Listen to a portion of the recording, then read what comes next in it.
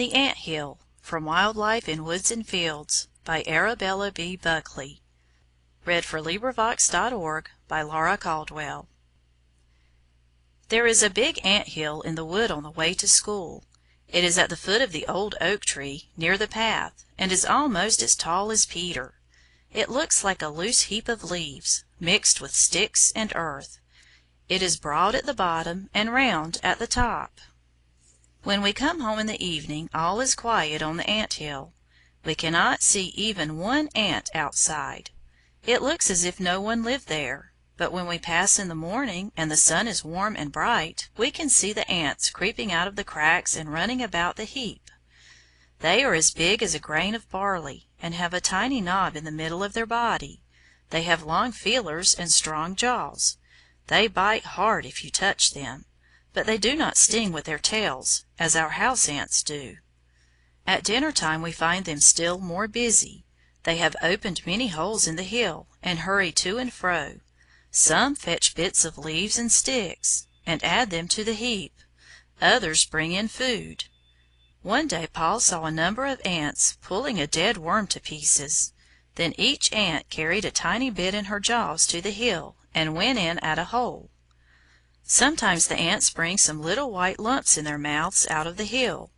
Peggy's father, the gamekeeper, gives these white lumps to his birds to eat. He calls them ant eggs, but Paul says they are not eggs. They are baby ants shut up in silk bags, and they are called cocoons. Real ant eggs are much smaller. When the baby ant comes out of the egg, it is blind and has no legs. It is called a grub. The nursing ants feed it with honey, and it puts a silk thread out of its mouth and spins a bag round itself. When the bag is done, the nurses cannot feed the grub any more, so they take care of it. They carry it up to the sunshine by day, and down below at night. Inside the bag, the grub grows into a real ant, with eyes and legs. Then the nurses help it out of its prison, and it begins to work.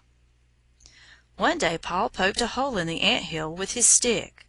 We saw in the ground, under the leaves, a hollow place full of white cocoons. The ants were very angry. Some bit us.